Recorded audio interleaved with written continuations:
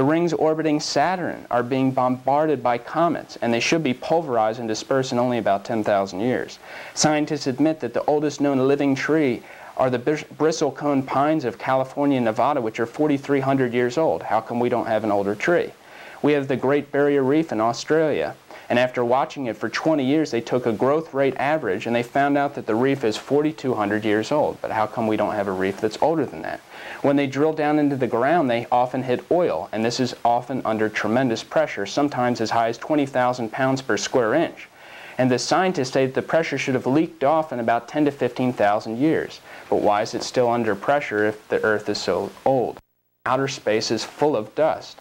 And when they went to the moon and they landed on the moon, the astronauts expected something like 182 feet thick of dust on the moon. And they found, that's why they had these big landing pads, and they found not even 1 full inch of dust on the moon.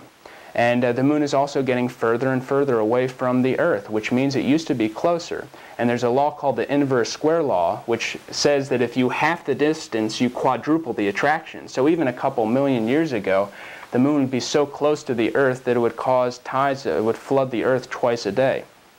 The Earth's magnetic field cannot be any older than 10,000 years. Otherwise, it would be too strong for life to be comfortable on Earth.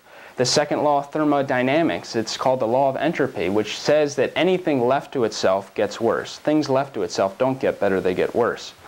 Dinosaurs, they say dinosaurs were around, I don't know how many millions of years they're saying, but they found DNA and blood cells in dinosaurs, and blood cells can only last for thousands of years, not millions of years. In Job chapter 40, verse 15, God says, "Behold Behemoth, who has a tail like a cedar."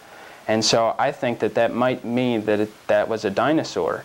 And basically, in New Zealand, there's a place called the Chatham Rise, and the Japanese come down there to fish a lot, and they pulled up this 4,000-pound, 32-foot skeleton of a dinosaur.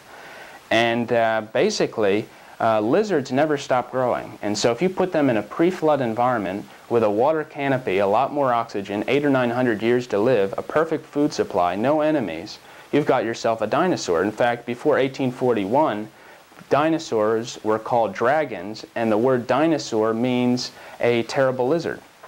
And so then people ask, is there any evidence for the worldwide flood or what caused it? And basically, Genesis 7, 11, and 12 says, quote, "In the 600th year in the life of Noah, in the 2nd month, on the 17th day of the month, all the fountains of the great deep were broken up, and the floodgates of heaven were open."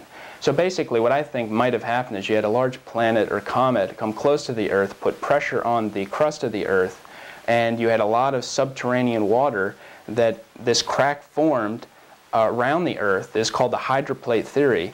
And there's a crack, it's called the mid-oceanic ridge, that wraps around the Earth like the seam of a baseball. And what happened is the water exploded violently from out of that crack and caused most of the fossil record.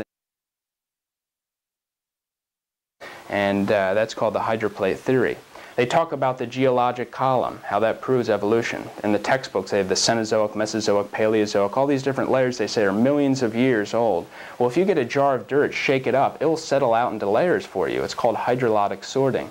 And so we've found, and people have seen, trees in the sediments going through all these different sediments that they say are millions of years old. And so there's only two explanations for this. One, either the trees grew in the sediments, or two, the sediment came down on top of the trees, and many of these trees are upside down. So all these layers, I believe, were caused from the worldwide flood. In fact, the Grand Canyon, they say that the Grand Canyon had gradually been eroded by the Colorado River. But if that's true, there should be 1,000 cubic miles of sediment at the river mouth, and you go to the river mouth and it's not there. And after the eruption of Mount St. Helens in 1980, 600 feet of strata were deposited.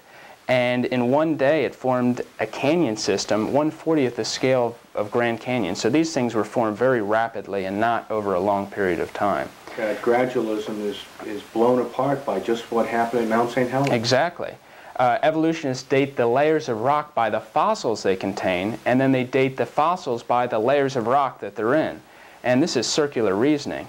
And fossils don't simply form when plants or animals simply dot and rot away. To become fossilized, a plant or animal must usually have hard parts such as bone, shell, or wood. It must be quickly buried to prevent decay and must be undisturbed throughout the long process. And the fossil evidence for a worldwide flood catastrophe is everywhere. It's very evident. And fish have been found by the billions with fins extended and eyes bulging. They found mammoths with the last meal perfectly preserved in their stomachs, and that kind of food isn't even found in that area today. They've found whales that are buried straight up and down. They found fish fossilized, giving birth to their babies. They found clams that are petrified, and they're found closed, and when a clam dies, it opens up. The Bible says that all the mountaintops during the flood were submerged underwater. And Edmund Hillary, in 1953, he climbed Mount Everest, and when he reached a 26,000-foot level, for the next 3,000 feet, he found seashells and clams all over the place. So how do you get seashells on every major mountain range only if the worldwide flood really happened?